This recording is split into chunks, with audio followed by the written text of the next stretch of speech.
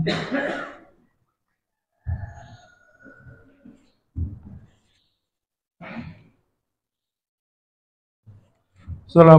warahmatullahi wabarakatuh.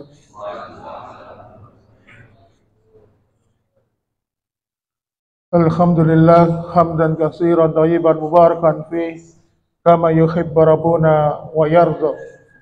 Asyhadu an la ilaha illallah wahdahu la syarika lah wa asyhadu anna Muhammadan abduhu wa rasuluhu alladzi la nabiyya ba'da.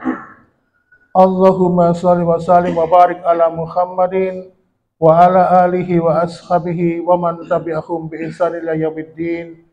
Wa ya ibadallah usikum wa nafsi bitaqwallah faqad fazal muttaqun. Qala ta'ala fi kitabil karim a'udzu billahi as-sami'il 'alim minas syaitonir rajim. Ya ayyuhalladzina amanu taqullaha haqqa tuqatih wa la tamutunna illa wa antum muslimun. Alhamdulillah, senantiasa kita bersyukur kepada Allah yang memberikan kita hidayah, inayah, serta taufiknya, sehingga kita masih diberikan kesempatan menjalankan ibadah puasa dan ibadah-ibadah yang lainnya di dalam bulan Ramadan. Ma'asyiral muslimin, pada kesempatan pekan yang lalu, pada waktu itu kita menyampaikan sebuah pembahasan menurut para ulama, manusia itu ketika memasuki bulan Ramadan dibagi menjadi beberapa golongan. Ada yang pertama kali ketika memasuki bulan Ramadan, mereka bergembira, lalu mereka menjalankan ketaatan, amal ibadah di bulan Ramadan. Lalu ternyata itu hanya bertahan pada awal-awal saja, mungkin hari pertama sampai hari kelima. Setelah itu mereka hilang bagaikan ditelan bumi. Kemudian yang tingkatan yang paling tinggi pada 10 hari pertama di bulan Ramadan mereka meningkat. Lalu pada 10 hari yang kedua meningkat lagi, dan puncaknya meningkat lagi pada 10 hari yang ketiga. Dan inilah Ramadan yang dijalani oleh Rasulullah SAW. Tetapi pada golongan yang kedua dan ketiga yang kemarin kita bahas, ada orang yang masuk dalam golongan ketika memasuki bulan Ramadan. Pada awal-awal bulan Ramadan dia bersemangat, tetapi ketika pada pertengahan di bulan Ramadan melandai, turun. Lalu kemudian dia akhirnya ketika bulan Ramadan itu akan mendekati akhirnya, dia bersemangat kembali. Oleh karena itu, ma'asyiral muslimin, golongan yang seperti ini adalah mereka yang sempat mengalami futur. Futur itu bisa dikatakan sebagai lemah semangat, bukan lemah iman, tapi semangatnya yang melemah. Atau mungkin karena capeknya, karena lelahnya, mungkin dipengaruhi oleh masalah pekerjaan dan kesibukan lainnya, sehingga dia merasa untuk menjalani ibadah Ramadan itu sempat kendor. Oleh karena itu, ma'asyiral muslimin, futur ini adalah masa lesu atau berkurangnya semangat dalam ibadah. Dan sifat dasar manusia itu memang demikian, mudah dihinggapi oleh rasa bosan. Kadang-kadang 1 bulan full beribadah di bulan Ramadan, tiba-tiba dia merasakan lemah semangat, kebosanan di dalam hatinya. Oleh karena itu, ma'asyiral muslimin wa sumratal mu'minin rahimakumullah, makanya Rasulullah itu banyak memberikan syariatnya. Contoh misalnya ketika khutbah, entah itu khutbah sholat hari raya atau khutbah Jumat, disunahkan itu tidak panjang-panjang, pendek. Bahkan ada seorang sahabat ketika sudah menyampaikan rukun khutbah, kemudian dia menyampaikan wasiat takwa dan beberapa nasihat kecil, lalu segera menutup khutbah itu. Kenapa? Karena memang sifat dasar manusia itu bosan. Nah, oleh karena itu, ma'asyiral muslimin wa sumratal mu'minin rahimakumullah, mengenai futur atau rasa kebosanan dalam ibadah ini, Rasulullah SAW sudah memprediksinya, sudah mengamati tentang perilaku ini dari hamba-hamba Allah. Rasulullah SAW pun akhirnya bersabda, Innal iman bijaufi ahadukum la yakhlufu fama yakhlufu sauf. Fas'alullaha ayujal didal imana fi qulubikum. Sesungguhnya masalah iman itu, kata Rasulullah, seperti baju yang kalian kenakan itu. Jadi baju yang kita kenakan ini, ya, mungkin dalam pandangan diri kita atau mungkin orang lain, baju itu bagus, habis dicuci, habis disetrika, kemudian dikasih parfum. Tetapi apakah baju itu bisa bertahan lama? Tidak mungkin. Kenapa? Karena kecampuran debu, kecampuran kotoran, bahkan terkena keringat kita, sehingga aromanya menjadi tidak sedap. Sehingga supaya bersih kembali, baju itu perlu disuci, ya, kemudian dibilas, dijemur, lalu disetrika kembali. Maka Rasulullah SAW menggambarkan iman itu ya seperti baju itu yang kita kenakan itu. Makanya ketika seseorang itu mengenakan bajunya dan bajunya itu sepertinya sudah kotor, waktunya dicuci, begitu juga dengan hati dan iman kita. Ketika kita ini sudah beribadah khususnya di bulan Ramadan, lalu kemudian di pertengahan kita ini mengalami futur atau kebosanan, kejenuhan dalam ibadah, maka kita harus segera tidak membiarkan itu berlarut-larut. Sehingga di hadis ini Rasulullah SAW memberikan closing statement, kalimat penutup, fas'alullaha ayujaddidal imana fi qulubikum. Maka mintalah kepada Allah supaya Allah senantiasa memperbaharui iman kalian. Ma'asyiral muslimin, sabda Rasulullah SAW ini menyebutkan bahwa, menyimpulkan bahwa futur itu adalah sebuah keniscayaan. Artinya apa? Semua orang pasti mengalami. Tetapi masalahnya, yang jadi masalah itu ketika ada seseorang futur, mengalami kebosanan, kejenuhan dalam ibadah, lalu dia terlena sehingga menikmati futur itu, sehingga akhirnya dia lalai sama sekali dari menjalankan ketaatan di hadapan Allah Subhanahu wa taala. Oleh karena itu, ma'asyiral muslimin, mukmin yang baik itu adalah ketika dia merasa dirinya futur, lalu menyadari dirinya itu sudah futur atau lemah semangat, maka dia bergegas menghilangkan kebosanan itu, menghilangkan kejenuhan itu, sehingga akhirnya apa? Dia memperbaharui imannya, sehingga dia akhirnya menjadi bersemangat kembali di hadapan Allah Subhanahu wa taala. Oleh karena itu, ma'asyiral muslimin, futur itu manusiawi, futur itu wajar, tetapi yang tidak wajar adalah ketika kita terlena dan menikmati keadaan yang dinamakan dengan futur tersebut. Oleh karena itu, ma'asyiral muslimin, dan futur di bulan Ramadan bisa saja terjadi, bisa menimpa diri kita sendiri. Oleh karena itu, para ulama memberikan tips, memberikan perenungan kepada kita. Apa upaya-upaya apabila kita ini mengalami futur?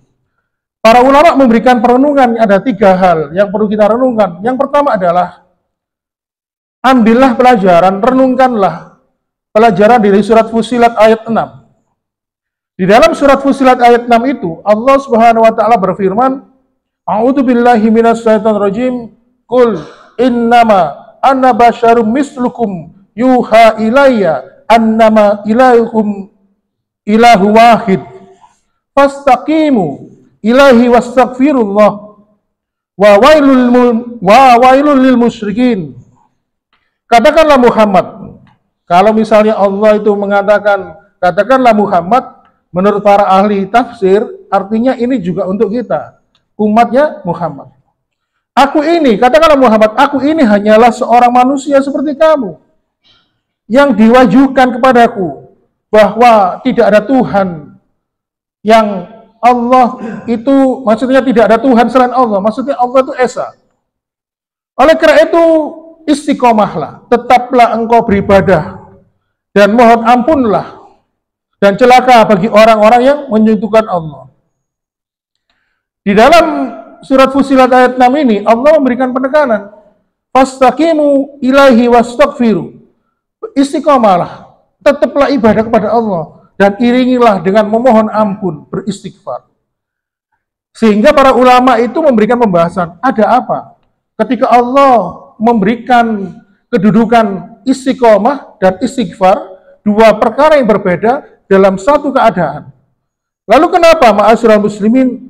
Karena istiqomah itu bisa menjadi tegak ketika seseorang itu senantiasa beristighfar kepada Allah Subhanahu wa taala. Karena sesungguhnya istighfar itu seperti pupuk yang menyuburkan tanaman, sehingga ke tanaman tanah itu humusnya muncul, zat yang terkandung dalam tanah itu muncul sehingga bisa membunuh tanaman-tanaman liar seperti rumput dan menguatkan imun, ya, kekebalan dari tanaman itu sehingga dia tahan terhadap hama dan sebagainya. Oleh karena itu, ma'asyiral muslimin, zikir yang ditanyakan oleh Ibunda Aisyah ketika berjumpa dengan Ramadan, ketika berjumpa dengan Lailatul Qadar, apa yang ditanyakan beliau kepada Rasulullah? Rasulullah menyampaikan, Allahumma innaka afun tuhibbu afa fa'fu anni. Ya Allah, sesungguhnya Engkau Maha memberikan pengampunan, Engkau Maha memberikan pemaafan. Maka Engkau mencintai seseorang hamba yang senantiasa mohon ampun dan meminta maaf kepadamu, maka ampunilah dan maafkanlah aku. Inilah ma'asyiral muslimin, makanya para ulama mengatakan kalau seseorang itu tidak bisa istiqomah di dalam agamanya, tidak istiqomah dalam menjalankan ibadah, yang menghalanginya itu biasanya karena perbuatan dosa dan maksiat. Makanya salah satu bentuk teguran Allah kepada orang beriman itu, awalnya dia itu istiqomah, lalu dia melalaikan kewajibannya, sehingga dia meninggalkan apa yang dia rutinkan itu tadi, maka itu sebut teguran kepada Allah. Sehingga apa?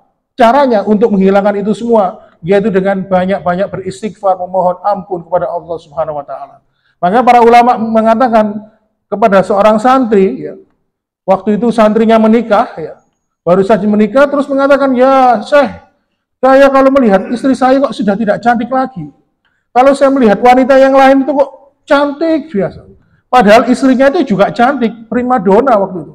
Lalu sang syekh itu tadi berkata kepada muridnya, wahai muridku, ketahuilah, sesungguhnya itu karena perbuatan dosa yang ada di dalam hatimu. Perbanyaklah mohon ampun kepada Allah Subhanahu wa taala.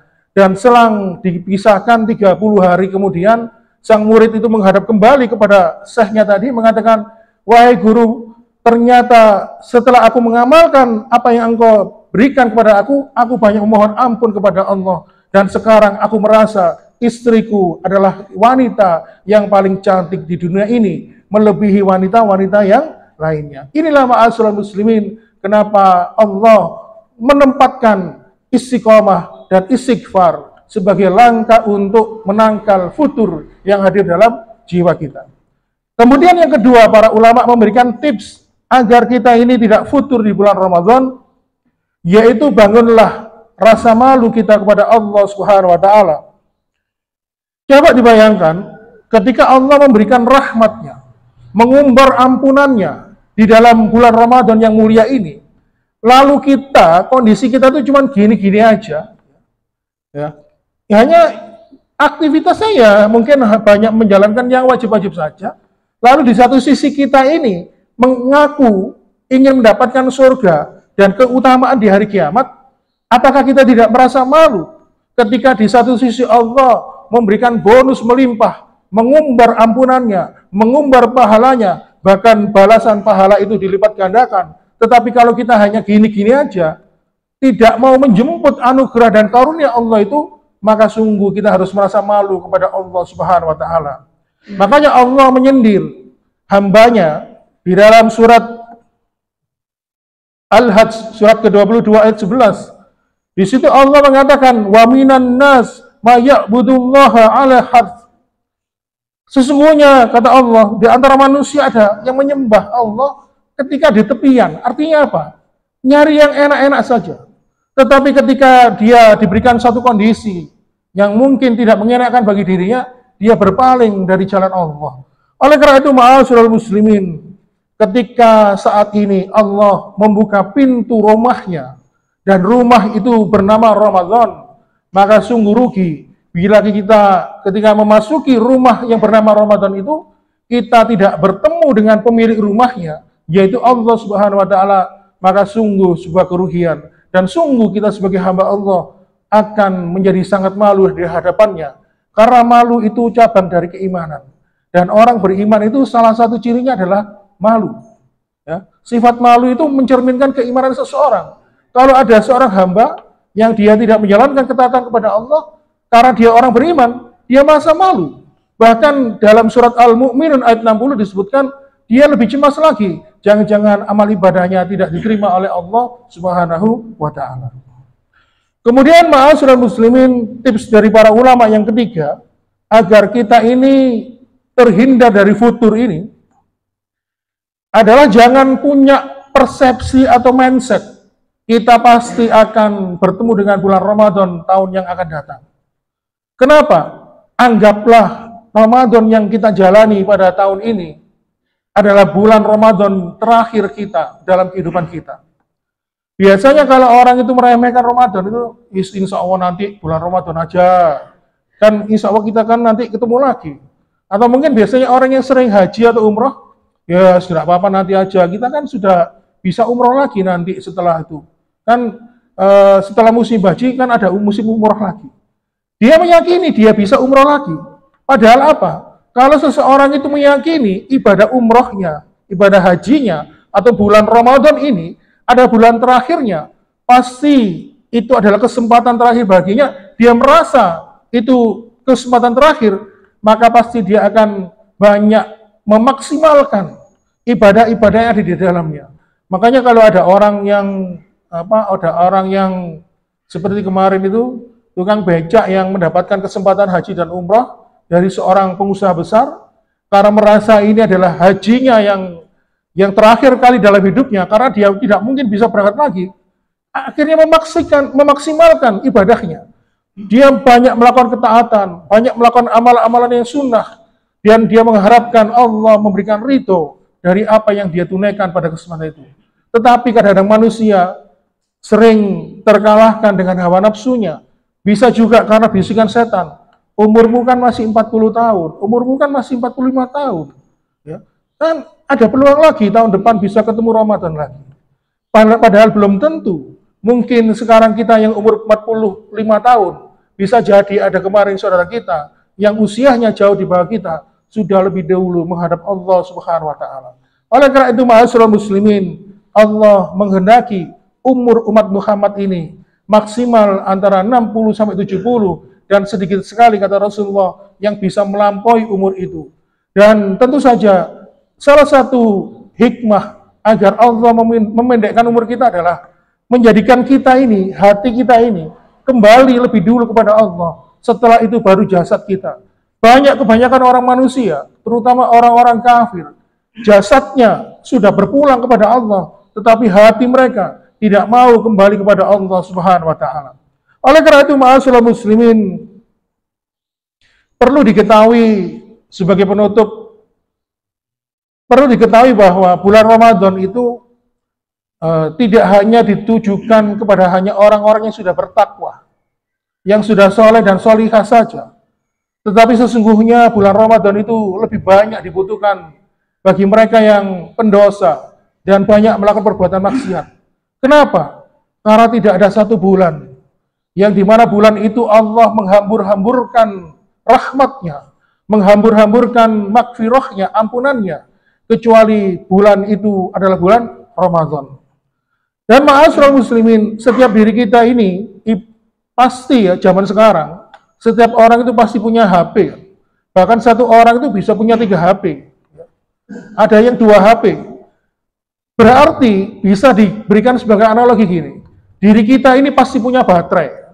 Ada baterai orang itu yang full, orang lain juga ada baterai yang separuh, dan orang lain juga ada yang baterainya sudah mau habis, kedip-kedip, sudah tanda merah di situ. Orangnya baterainya full, pasti amal ibadah kebaikannya dan keburukannya seimbang. Sedangkan orang yang baterainya separuh, tinggal separuh, maka dapat diketahui dia itu amalan keburukan dan kebaikannya seimbang. Kalau baterainya full itu amal keburukannya lebih banyak daripada amal keburukannya. Kalau baterainya tinggal separuh, amal keburukan dan amal kebaikannya tinggal seimbang. Tapi kalau baterainya kedip-kedip, mendrik-mendrik kata orang Jawa, bisa jadi dia lebih banyak amal keburukannya dan dia sedikit sekali melakukan amal kebaikan. Lalu kita ini kira-kira gimana kondisi baterai kita? Walaupun para ulama mengatakan lebih baik kita merasa baterai kita ini adalah baterai yang kedip-kedip, yang mendrik-mendrik, yang tinggal merahnya saja. Kenapa? Karena membuat kesadaran kepada kita bahwa di bulan Ramadan ini, untuk ngecas keimanan kita, untuk mengisi keimanan kita, Allah memberikan kesempatan dalam bulan Ramadan ini. Karena bulan Ramadan itu begitu istimewa. Oleh karena itu, ma'asyiral muslimin wa subratal mu'minin rahimakumullah, ada salah seorang ulama mengatakan, Allah itu kalau mencintai suatu waktu, suatu momen, pasti waktu itu dibaitkan dengan ibadah puasa. Kalau kita memasuki bulan Ramadan, ya di situ ada perintah untuk berpuasa. Namanya puasa Asyura. Kemudian di bulan Dzulhijjah, Allah juga memerintahkan berpuasa.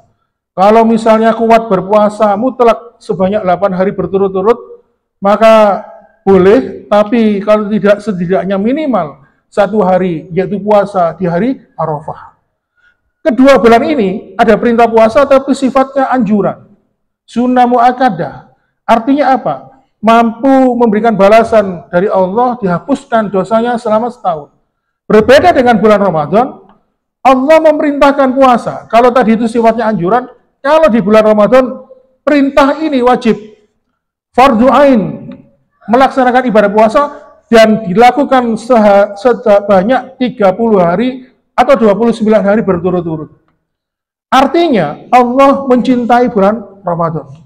Dan perlu diketahui ma'asyiral muslimin, kalau kita membaca ayat tentang perintah puasa, ternyata puasa ini sudah berlaku jauh sebelum Nabi Muhammad SAW.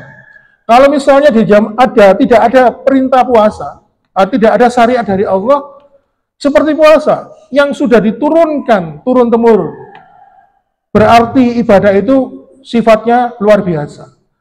Seperti kalau zaman Nabi Musa, kalau ingin bertobat, minta ampun kepada Allah, ingin diampuni dosanya, harus apa?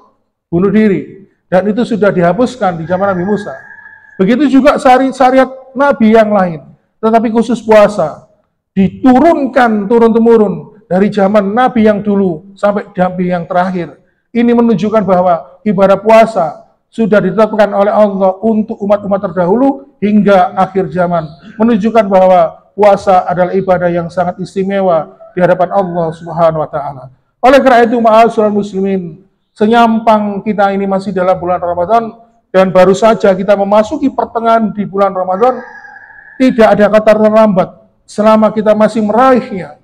Selama kita ini berputus asa atau mungkin lemah semangat, maka tidak ada kata terlambat untuk mengejar ketertinggalan itu. Oleh karena itu, maksimalkanlah apa-apa yang telah diberikan oleh Allah kepada kita. Ketika Allah mengumbarnya, menghambur-hamburkan untuk kita, maka sungguh rugi bagi kita apabila kita tidak meraih semua kenikmatan, keutamaan yang diberikan oleh Allah Subhanahu wa taala. Demikian ma'asyiral muslimin yang dapat kami sampaikan, mudah-mudahan ada guna dan manfaatnya. Mohon maaf bila kekurangan. Assalamualaikum warahmatullahi wabarakatuh.